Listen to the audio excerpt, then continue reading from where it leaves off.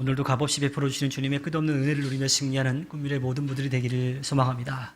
더욱이 우리가 살아갈 수 있는 모든 것을 채워주신 그 주님께 감사와 또 주님을 믿고 의지하고 나아가는 믿음의 고백이 언제나 우리의 삶에 이루어지기를 바랍니다.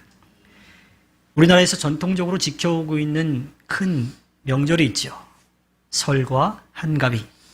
새로운 한 해를 시작하는 것을 축하하고 한 해를 건강하게 또 행복하게 보내고 싶은 그러한 날과 또 열심히 수고해서 얻은 그것에 대한 기쁨, 감사, 또 그것을 나누는 그러한 절기. 그때는 온 가족이 함께 모여서 잔치를 베풀고요. 또 어렵고 힘든 사람들에게 나누면서 그 시간들을 보내죠. 레위기 23장에 보면요. 이스라엘 민족도 주님이 지키도록 하신 절기들에 대해서 전해주고 있습니다.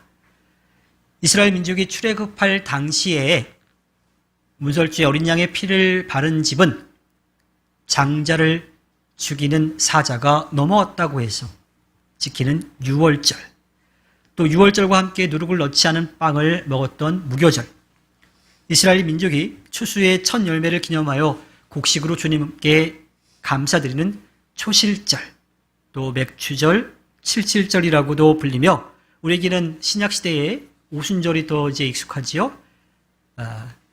일곱째 달 첫날 또 나팔을 불어서 거룩한 모임을 알리는 나팔절이 있고요. 1년에 한 번 일곱째 달 10일에 대제사장이 이스라엘 민족의 모든 죄를 용서받기 위해서 예배하던 속죄일, 그리고 올리브, 포도 등을 거두면서 일곱째 달 15일부터 8일 동안 지키는 절기인데요. 그때는 광야에서 지냈던 때를 기억하면서 초막을 짓고 지낸다 그래서 초막절이라고도 부르기도 하고요. 그때 거둔 곡식을 잘 창고에 모아놓는다 그래서 수장절이라고 부르기도 하는 그 절기들입니다. 우리가 성경을 통해서 익숙히 들어봤던 그러한 내용들이죠. 자, 그러한 절기들이 있는데 오늘 말씀에서는 세 가지 절기를 지키라고 말씀하고 계십니다. 출애굽기 23장 14절에 너희는 한 해에 세 차례 나의 절기를 지켜야 한다. 히브리어 원문에 더 가깝게 보면요. 이 세 차례라고 하는 것은 세 번의 걸음을 하라고 하는 거예요. 세 번의 걸음을 주님이 정해주신 그 장소에 그 시간에 와서 정해주신 방법으로 제사하라고 하는 것. 우리식으로 이야기하면 예배하라고 말씀하시지요. 이 절기를 지킨다라고 하는 것은요. 주님께서 지켜주셨다라고 하는 감사의 고백과 더불어서 얻은 것에 대한 기쁨, 그리고 그것을 나누는 축제이기도 한데 그 모든 것을 이루어 주셨다라고 하는 믿음의 고백 가운데 경건하게 예배하는 것과 또 다 포함이 되어 있습니다. 첫 번째로 이야기하는 것이 출애굽기 23장 15절에 나오죠. 너희는 무교절을 지켜야 한다. 내가 너희에게 명한 대로 아비벌에 정해진 때에 이래 동안 누룩을 넣지 않은 빵을 먹어야 된다. 너희가 그때 이집트에서 나왔기 때문이다. 너희는 빈손으로 내 앞에 나와서는 안 된다. 무교절이라고 하는 것은요, 누룩을 넣지 않은 빵이요, 부풀지 않은 빵, 그러니까 되게 빨리 만들어서 바로 먹을 수 있는 빵을 이야기하는 거예요. 이스라엘 민족이 출애굽할 당시에 얼마나 급박하게 또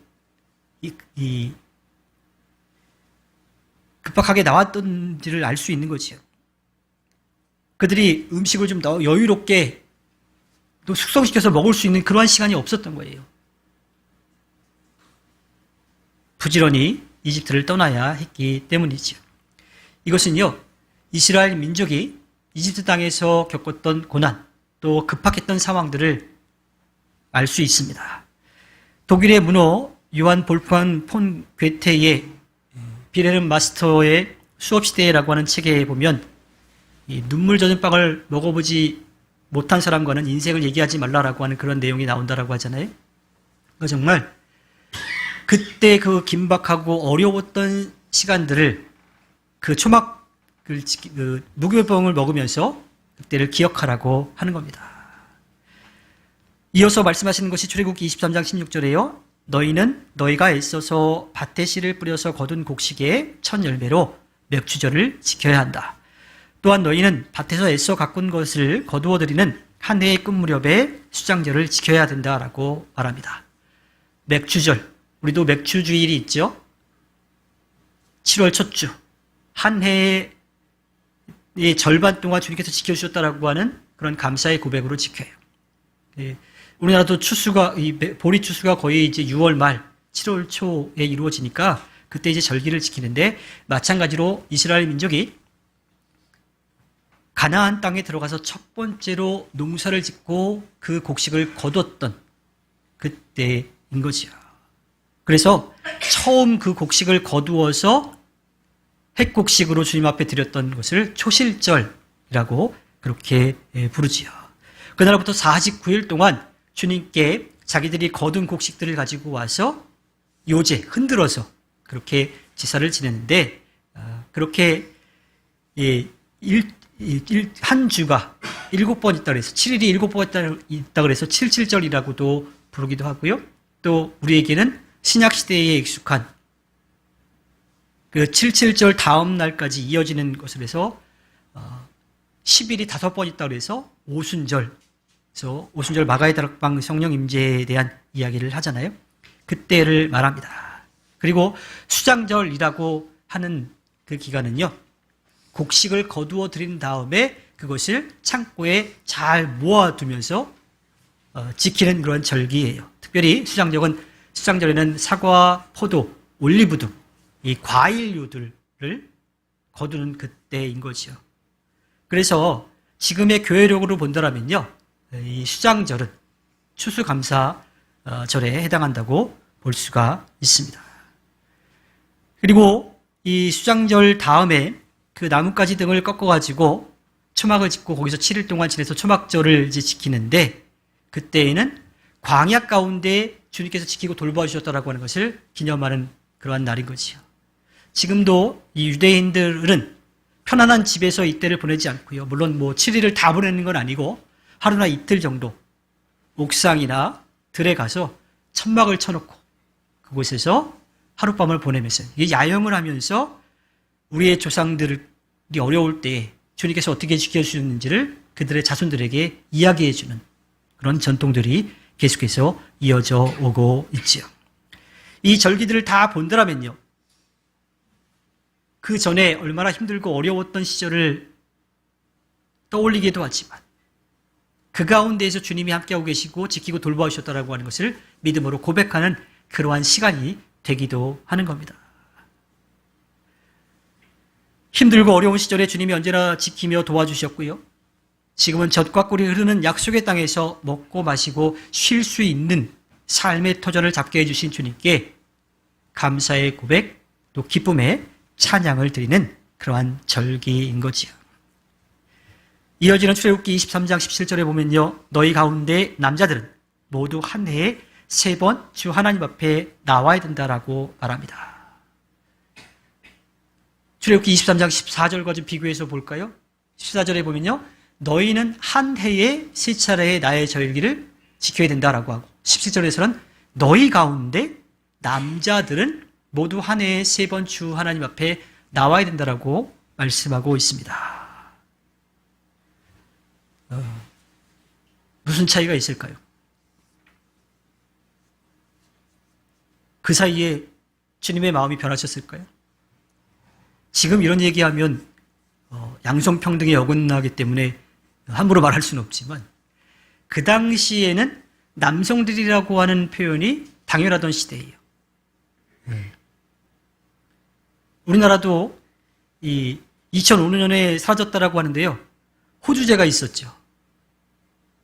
집안의 가장 대표성을 가진 사람이 호주가 돼서 그 호주를 중심으로 한 가정이 이루어지게끔 그렇게 되어 있습니다.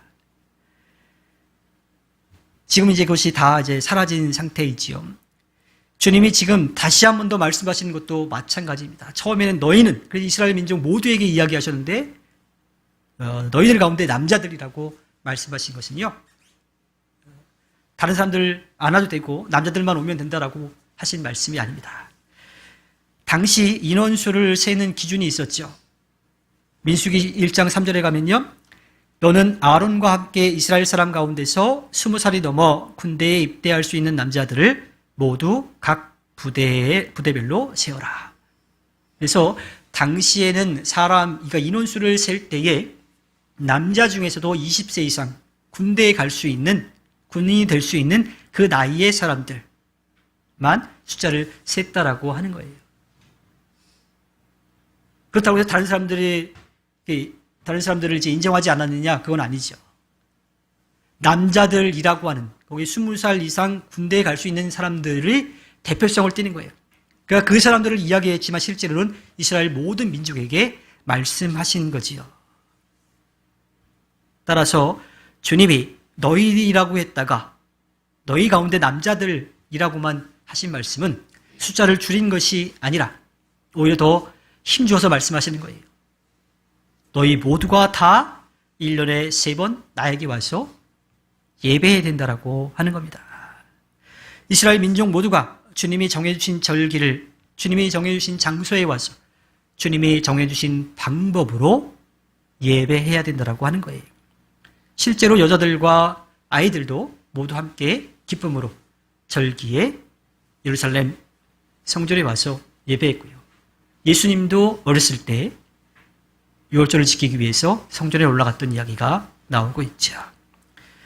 자, 그 이야기 가운데에 주님은 그 예배할 때 그때 드린 제물을 어떻게 대해야 되는지도 말씀해 주십니다. 출애굽기 23장 18절에 너희는 나에게 바치는 희생 제물의 피를 누룩 넣은 빵과 함께 바쳐서는 안 된다. 그리고 절기 때에 나에게 바친 기름을 다음날 아침까지 남겨두어서도 안 된다. 절기를 지키라고 하신 주님이요, 하면 안 된다라고 또 그렇게 말씀하십니다. 희생제물은 거룩한 제사를 드릴 때 잡은 어린 양을 말하죠. 누룩을 넣은 빵이라고 한 것은요, 발효된 빵으로 부패와 죄악이 스며들어와 있는 그 상태를 말합니다. 그러니 부패한 것을 뜻하는 누룩을 넣은 빵과 주님 앞에 드려진 거룩한 제물인 어린 양의 피를 함께 주님 앞에 드릴 수 없다라고 하는 겁니다. 고린도전서 5장 7절과 8절 말씀에 이렇게 전하고 있습니다. 여러분은 새 반죽이 되기를 위해서 묵은 누룩을 깨끗이 치우십시오.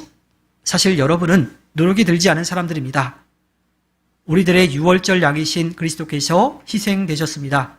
그러므로 묵은 누룩, 곧 악의와 악독이라는 누룩을 넣은 빵으로 절기를 지키지 말고 성실과 진실을 누룩으로 삼아 누룩 없이 빚은 빵으로 지키십사라고 사도 바울이 이야기하고 있지요. 그러니까 거룩한 어린 양 그 피, 그리고 악이 스며들어 있는 이 누룩 넣은 빵을 함께 주님 앞에 드릴 수 없다라고 하는 이야기입니다. 이스라엘 민족이 주님께 제사를 드릴 때 희생제물의 기름이라고 하는 것은요, 특히 간과 이 내장과 콩팥 주변에 있는 지방질인데 이것은요, 제사장에 의해서 불로 태워져서 그렇게 제물로 드렸어요. 따라서 기름은 피와 함께 사람이 먹지 못하도록 그렇게 금지되어 있죠. 피는 왜 먹지 말라고 그랬었냐면 그 생명이 피에 있다라고 그들은 믿고 있었기 때문이었습니다. 그 주님은 그 피에 생명이 거하도록 하셨기 때문에 그들은 피를 먹지 않았던 거죠. 또한 주님께 드려진 제물은요, 먹든 태우든 그날 함께 그 예배한 사람들과 나누어서 또 다 처리해야 했던 거죠.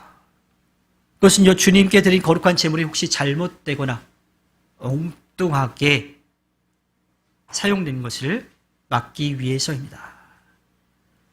그래서 성찬을 하고 난 다음에 남은 빵과 포도주도요, 이제는 상징적으로 주님의 피와 살이 되었기 때문에 그것을 함부로 해서는 안 돼요.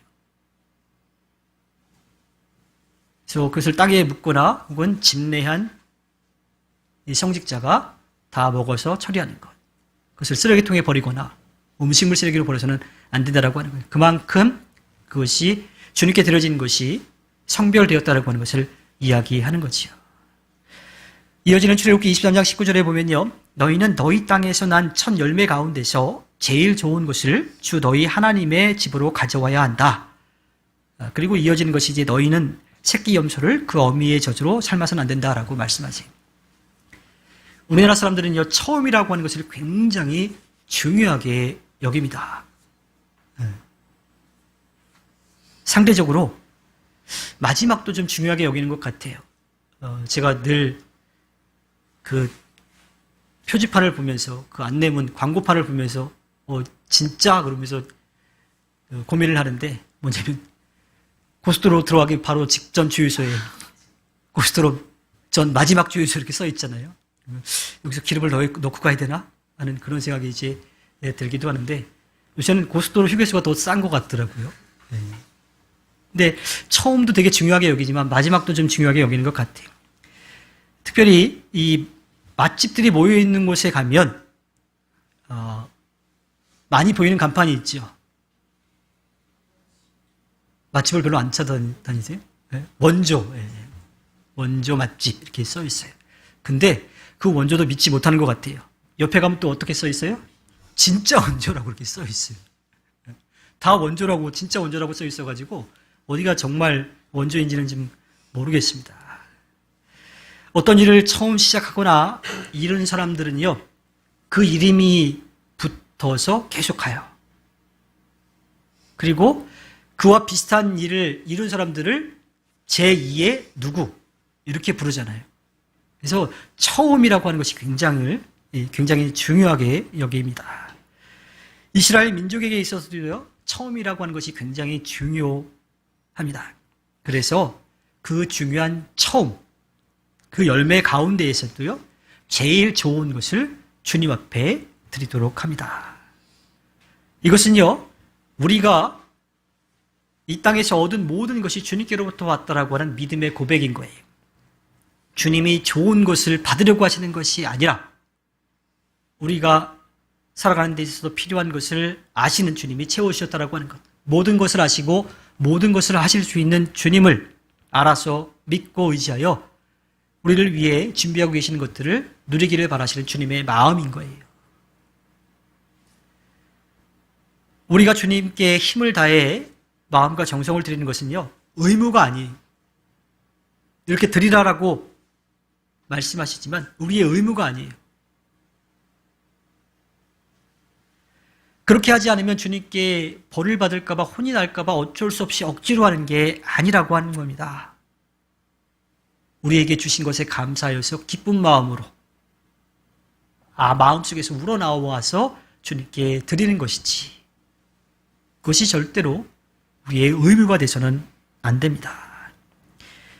이러한 고백이 있다면요, 우리가 정해진 장소, 정해진 시간, 정해진 방법으로만이 아니라 우리에게 주어진 삶의 모든 순간 가운데 주님께 감사하며 살아갈 수 있게 됩니다. 우리의 삶을 주님께 모든 것으로 드리는 예배자의 삶을 살아가게 되는 거지요.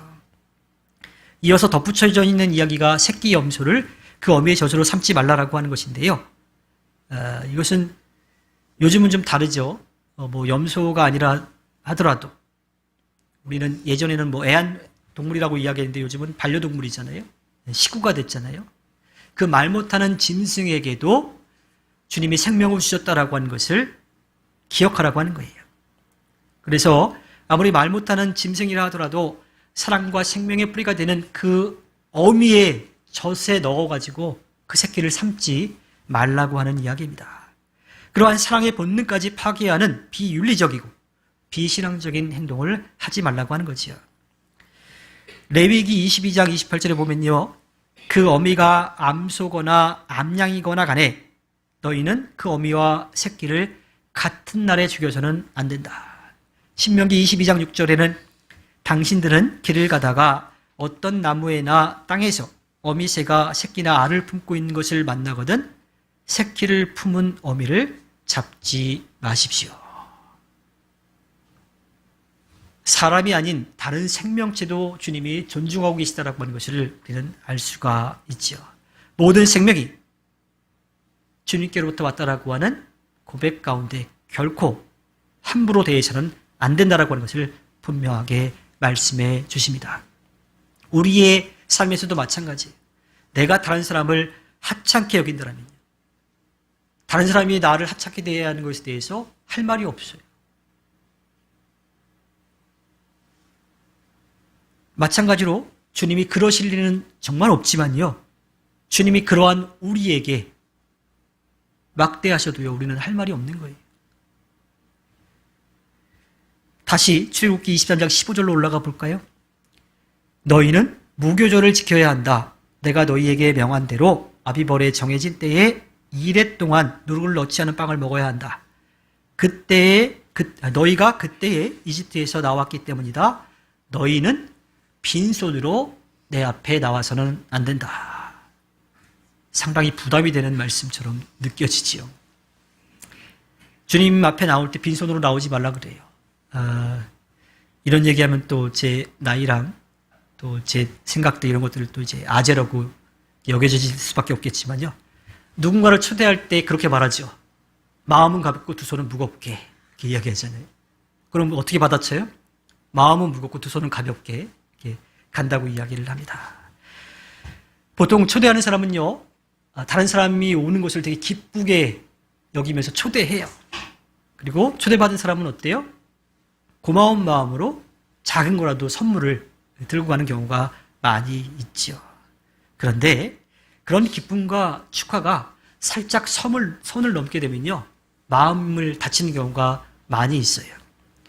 잔치에 초대받아서 갔는데 음식이 마음에 들지 않으면 꼭 말이 나오는 경우가 있지요. 또 반대로 경조사 때에 이 부주가 생각한 것보다 많이 안 나오면 또 그것 때문에 또 서운해하는 경우도 있기도 합니다. 얼마 전에 난 기사를 보니까요, 축의금의 평균 금액에 대한 이야기가 나오는데 그냥 아는 사람은 굉장히 높아졌더라고요. 8만 원이라고 그러고요. 그리고 친한 사이라면 17만 원이라고 평균적으로 이야기하더라고요. 네, 평균적입니다. 예전에 장례식에 가서 조문을 하고 사람들하고 이제 이야기를 하고 있는데 또 다른 장례가 났다라고 연락이 온 거예요.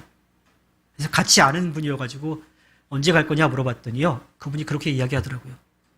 우리 저희 부모님 장례 때 안 오셔서 나 안 갈 거야, 딱 그 얘기를 하는데요, 왠지 모르게 굉장히 좀 씁쓸하더라고요.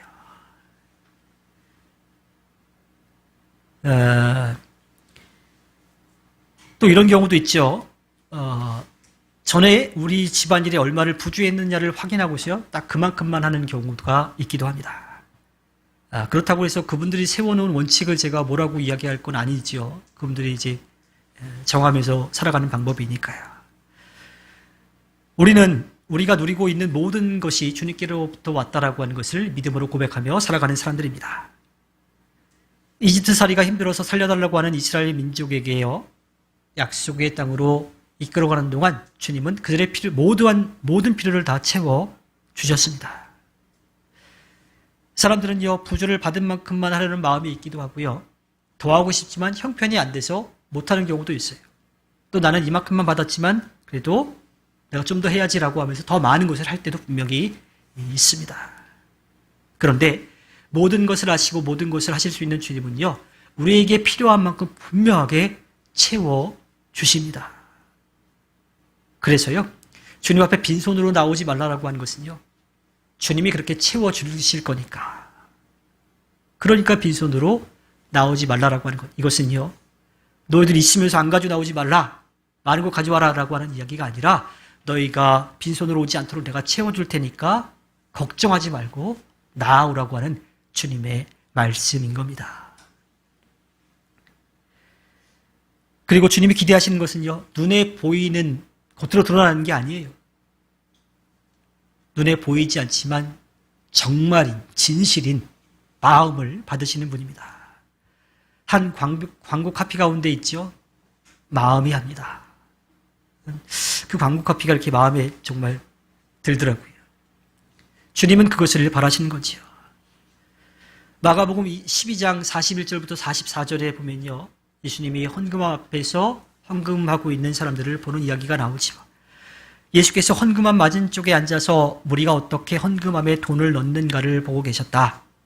많이 넣는 부자가 여러 있었다. 그런데 가난한 과부 한 사람은 와서 렙돈, 뭇잎, 곧 한 고드란트를 넣었다. 예수께서 제자들을 곁에 불러놓고서 그들에게 말씀하셨다. 내가 진정으로 너희에게 말한다. 헌금함에 돈을 넣은 사람들 가운데 이 가난한 과부가 어느 누구보다도 더 많이 넣었다. 모두가 다 넉넉한 데서 얼마씩 떼어 넣었지만 이 과부는 가난한 가운데서 가진 것 모두 곧 자기 생활비 전부를 털어 넣었다. 이거는요, 많고 적음의 문제가 아닙니다. 당시 이 유대인들 부자들은요, 그 헌금함에 헌금을 드릴 때 난 이만큼 낸다라고 하는 것을 드러내면서 헌금을 한 거예요. 그래서 그 당시의 기록들을 보면 부자들은 헌금을 할 때 동전으로 헌금을 하는 거죠. 동전은 왜? 들어갈 때 소리가 나죠. 얼마가 들어가는지를 대략 알 수가 있는 거예요. 그리고 줄을 서서 헌금을 했기 때문에 그 줄을 서가지고 동전을 짤랑짤랑 그러면서 난 이만큼 내고 있다라고 하는 것을 드러내면서 자기 순서가 되면 넣고 돌아와가지고 또 줄 서요. 또 난 한다. 그런데 많이 하지 못하는 사람들은 어때요? 왠지 모르게 누가 눈치 주는 것도 아닌데 그냥 그걸 꼭꼭 숨겨가지고 한 거죠. 그러니까 부자와 상대적으로 가난한 과부에 대한 이야기를 이제 들려주시는데 많고 적음의 문제가 아니라 주님 앞에 어떠한 마음으로 드리냐가 중요한 겁니다. 우리가 누리는 모든 것을 주님께 주셨다는 믿음으로 우리에게 주어진 것에 감사하며 기쁨으로 주님의 일에 기꺼이 드릴 수 있는 것. 이건 절대로 금액의 이야기가 아닙니다. 내가 가지고 있는 것, 누리는 것에 대해서 감사하여서 내가 할 수 있는 대로 기쁨으로 드리는 것을 이야기하죠. 마가복음에 등장하는 부자들은요, 자신들이 많은 것을 가지고 있다는 것을 사람들에게 자랑하고 싶어 했지만 가난한 과부는 주님께 마음과 정성과 힘을 다해 또 기쁨으로 드렸던 겁니다. 그래서 주님이 가난한 과부가 제일 많이 드렸다라고 말씀하시는 거지요. 얼마 전에 한 친구 목사님이요, 뇌경색으로 갑자기 병원에서 치료를 받게 됐습니다. 그래서 동기들이 좀 힘을 좀 모았지요. 그리고 치료비에 보태도록 이제 보내줬는데, 그러고 나서 또 다른 일이 좀 이제 생겼어요. 그래서 그 친구를 돕는 일을 또 동기들이 이제 하자 그래서 조금 힘을 모았는데, 그 앞에 도움을 받았던 친구 목사님이요, 적지 않은 금액을 낸 거예요. 왜 그랬을까요? 자기가 어렵고 힘들 때 도움 받았잖아요. 너무 고맙잖아요. 그래서 기쁜 마음으로 또 그만큼 이제 했던 거죠. 이러한 모습이요, 주님이 우리에게 주님께 나올 때에 빈손으로 나와서는 안 된다라고 하신 까닭입니다. 주님이 받으실 것을 먼저 채워주시고 그리고 기쁜 마음으로 나에게 가져오라고 말씀하시는 거지요. 주님이 원하시는 것은요, 물질이 아니라 마음입니다. 우리가 누리는 모든 것이 주님께로부터 왔음을 언제나 인정하고요, 그 주님께 감사하며 살아가시기 바랍니다. 많고 적음이 아니라 우리의 마음을 받아주시는 주님이 주님께 들을 수 있도록 채워주시는 것에 감사하면서 또 그것을 믿고 우리에게 맡겨주신 일들에 열심을 내기를 바랍니다. 그것이 주님이 우리에게 이 땅을 살아가게 하신 이유이고요, 또 우리가 가지고 있는 것들의 목적이기도 하고요, 지금 이 자리에 나와 있는 분명한 이유인 겁니다. 주님께서 우리를 믿고 맡겨주시고 또 우리가 그 일을 할 수 있도록 언제나 지키고 돌봐주시는 것을 믿고 나아가 주님께 기쁨을 드리는 국민의 모든 분들이 되기를 주님의 이름으로 부탁드립니다.